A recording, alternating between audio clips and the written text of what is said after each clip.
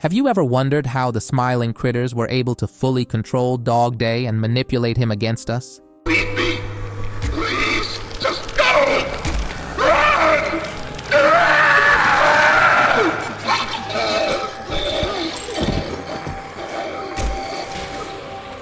Prototype control doesn't affect everyone as intended. It seems they need to employ different methods to possess specific toys. DOGDAY's situation was rather unfortunate. He probably survived the train crash and was found by Catnap, who then devoured his legs and prepared him for the sinister transformation. This transformation appears to involve either an already converted toy or a mass of them affecting one's internal organs in some way. However, this might represent only one method of transferring the prototype's control onto others, as it's unlikely such a complex process would occur for every toy. If I were to talk about my first theory, I'd say that the smiling critters merged inside DOGDAY to create a single entity capable of fully controlling him. When you look at the scene, it's apparent that they all went inside him, giving the impression that there's too much for them to have their own space. Most entered from the lower part, and one even went in through his eyes. If you observe DOGDAY's movements after the transformation, you'll notice they aren't random, or at least not like someone being controlled by multiple entities. The smiling critters inside manage to merge with each other and become the host of DOGDAY's body. After taking over DOGDAY, you'll see that he goes from having completely black eye sockets to having white pupils, and you won't see the smiling critters protruding anywhere inside him because many of them went in, and it seems like there are too many to fit. However, what makes this theory least likely to have occurred is the fact that even if the smiling critters had merged inside him, his mind should have remained intact, and he should have been able to talk to us during the chase. Yet when he's completely transformed, even his voice changes as he scares us. For my second theory, I'm going to suggest that the smiling critters ate DOGDAY's insides and swallowed them to replace what they consumed. The main reason behind me thinking this might be true is what DOGDAY explained to us. Before he was transformed, he mentioned that the smiling critters are watching us with empty stomachs, saying that they want nothing more than to crawl beneath our skin and eat away at us bit by bit, filling what feels empty inside themselves. Watching, waiting, hungry. They want nothing more than to crawl beneath your skin and eat away at you bit by little bit. Fill what feels empty inside themselves. When the smiling critters arrive, the cries of agony from DOGDAY are probably them doing exactly what he was just talking about, eating away at him until he's nothing but a husk. This allows them to take full control of his body. Right before he's completely possessed, you can hear him choking, goggling, and he can't even talk. And the likely reason for this is that they ate away at his vocal cords, rendering them only scratchy and unrecognizable.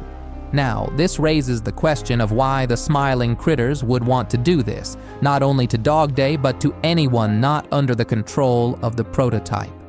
Well, if you listen to what DOGDAY says before being possessed, you'll hear that the sole reason for their behavior is the fear that the prototype will treat them the same way they treated DOGDAY. He mentions that the prototype will kill anyone who doesn't follow its beliefs or resists its control. So they serve under Catnap, who is also under the control of the prototype. In return for their obedience, they are fed the toys and staff who oppose the prototype. Catnap, the prototype is his god, and this is what he does to heretics. These little toys follow Catnap to avoid that very fate. And in return, you can also link this with the Hour of Joy. Towards the end of the chapter, we meet up with Poppy, and she talks to us about the Hour of Joy. She shows us the tape and plays it on the TV, where we witness all the experimented toys becoming sentient and killing every staff member in the building, except us, of course. What caught my attention was when Poppy explained that the toys took everyone down to the bottom of the building after the killings to eat them. It's likely that the smiling critters are repeating the same behavior.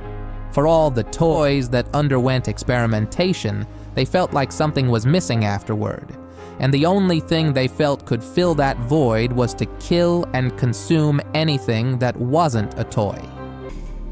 Didn't fix anything. And then, once it was all over, they dragged those corpses down below where they'd never be found. And they ate the bodies to stay alive. Later on, it expanded to include anything not under Prototype's control.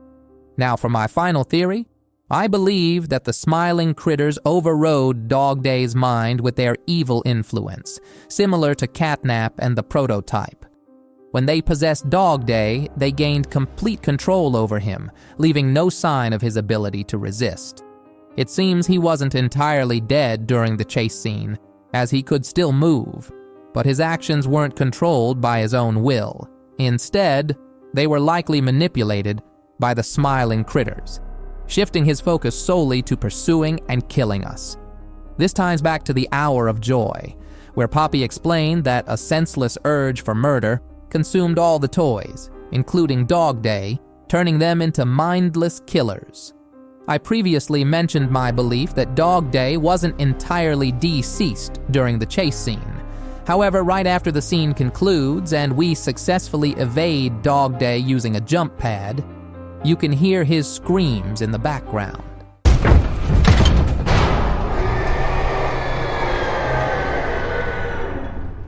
This could imply various possibilities. Firstly, the screams don't sound like DOGDAY's. They seem to come from the smiling critters, indicating they've finally managed to eliminate him. This could be because they realized we escaped and are frustrated or afraid of what the Prototype will do to them for failing to catch us, similar to what happened to Catnap. Alternatively, it might signal the completion of the transformation process, though it's unlikely since DOGDAY already seemed converted. Share your thoughts on why DOGDAY got possessed in the comments below. Thanks for watching. Don't forget to subscribe and click on this video. If you see the shrine, Catnap made it for the Prototype. See, before Catnap turned into Catnap, I guess there was some pretty serious accident. He almost died, but they say that the Prototype saved his life, giving up his own freedom in the process. In Catnap's eyes, the Prototype is a superhero and has saved this place. So Catnap treats him like a god, killing everyone that opposes him, us included, if we're not careful.